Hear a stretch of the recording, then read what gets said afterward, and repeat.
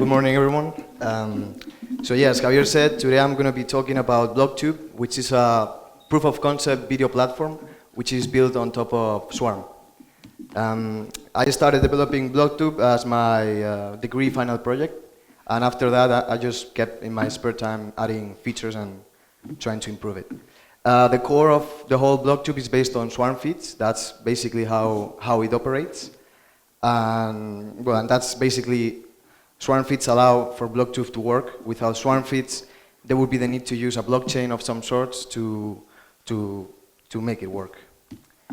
So, well, I think we've had a lot of talks about Swarm feeds yesterday, but to recap, so the core thing about Swarm feeds is that they allow having a static reference to changing content on Swarm, which for me, and I mean the biggest thing of this is you avoid transactions with a blockchain for a lot of use cases that you would store things in a smart contract, small strings like hashes to index. You can do this with Swarm feeds, guaranteeing security that only the owner can do it and those things. And well, also the feed is defined by a user and a topic. User is an Ethereum address and topic is an arbitrary string, X encoded. I think it's 32 bytes max. And well, yeah, as I said, only the owner of a particular feed can update that feed.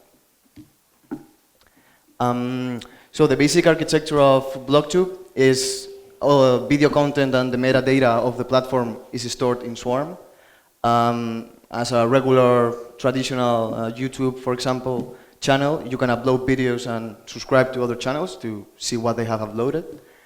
And a channel is represented by a feed whose topic is BKT channel. That's a convention I agree on, and that's what I went with. The BKT channel feed is pointing to a JSON that has two fields, basically. One is uploads topic, the other one is subscriptions topic. With these two topics, you're going to be able to fetch two feeds. One is going to be in charge of keeping track of the uploads, and the other one is going to be in charge of keeping track of the subscriptions of your channel. So here is basically how it would work for uploads. You would have the feed I told with the uploads topic and the top. That feed would have a hash that points to a JSON that has this aspect. So you have the hash of the video you just uploaded, and you have a hash that points to the previous update in case that there's one. So you can just start pulling the string till you get to a last JSON file whose previous update is empty, so you just stop and you know you have all the uploads of a particular channel. This is a little bit of zoom out. So we have the BKT channel feed in the top that links us to the JSON with the uploads topic and the subscriptions topic.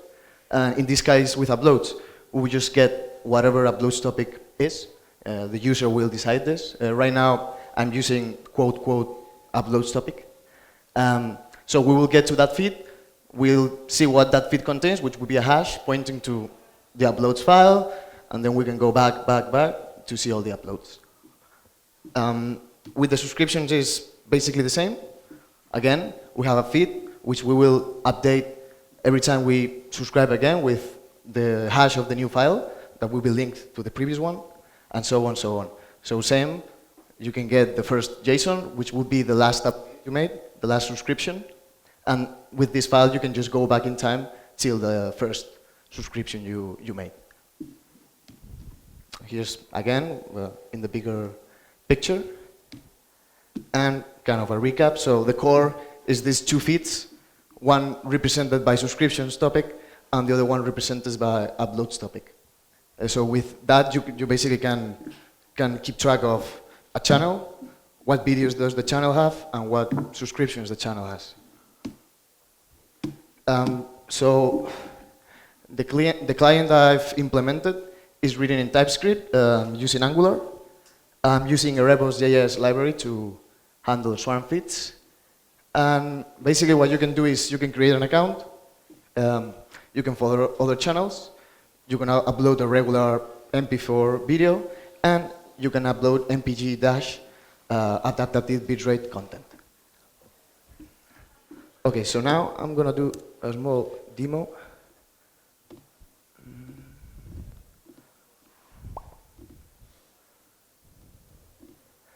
So this is the aspect of BlockTube. Right now we are seeing a channel which is this hash. This is the user of the channel we are viewing. And here it appears that that guy has uploaded one video. So we could watch that video. This in particular is a Dash video. This is all hosted in Swarm in my local node, and it's being streamed from there. So we can log in here, which this basically what does is it encrypts a private key that is stored in your local storage. The first time you enter the platform, I will do it now, you will be prompted to create an account, and that account, everything related to that account will be stored in your local storage. So right now, what I've done is de-encrypted the private key. So now I can go to my channel, and let's upload a video. Let's upload a Dash video. I have one here, pretty sure.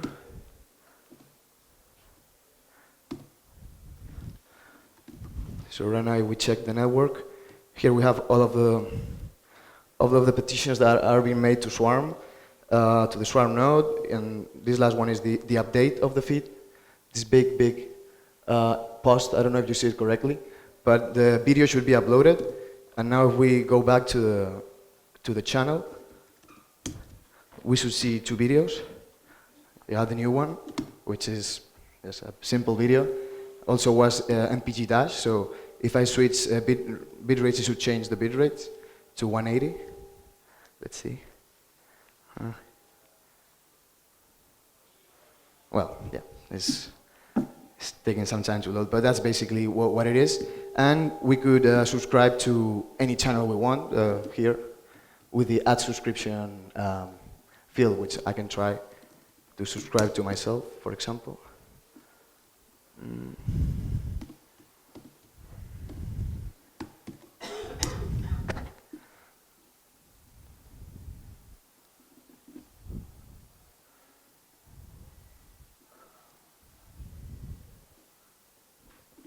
So it should be done by now. Let me see. Yeah. So now if I refresh, we should see here in subscriptions, a subscription that just appeared, which is the same because it's the channel, which is my own channel, so we're just seeing what we have. But you could basically just, okay, subscribe again. So if we subscribe to another, if we subscribe to you want to subscribe to another subscription, we just next subscription, and the scheme I talked about before, a new JSON is going to be created that points to the previous JSON, and so on, so on. So again, another subscription should appear, and well, it's the same, but that is another subscription. And that's basically the features that right now BlockTube has, is upload videos, subscribe to the channels and watch their videos. And well, I'm going to talk a little bit about what I found are the biggest challenges right now that at least not using a blockchain you cannot do. And the first thing, of course, is not be able to explore other channels. There's not an index you can check to see what channels there exist. The only way to stumble upon a channel is having the address of that channel. You cannot explore in the sense of, hey, let's see what channels they've been created, because there's not an index. Of course, a solution could be create a smart contract where people can post their channels so people can go check them. That would be a solution, but again, it would require people to pay money to transact with a blockchain. And then the second one, which I guess could be, we could say that the biggest one, is you cannot like a video, a not straightforward way, and there's not a straightforward way to keep track of the views of a video. I mean, this problem is the one that I haven't really been able to think of a possible solution to the views problem, but I'm pretty sure that it's going to be a thing that it would be possible at one point. That's basically for the future. What I want to do is be able to recommend content, feature content. An easy way could be to show videos of people that your subscriptions follow. You could build kind of like a tree of videos of subscriptions, of subscriptions. That could be a way.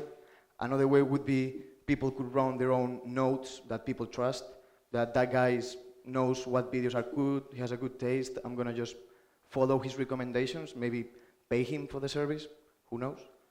And Then integration with technologies that exist right now, such as basic attention token that would allow paying, for example, to people that upload videos.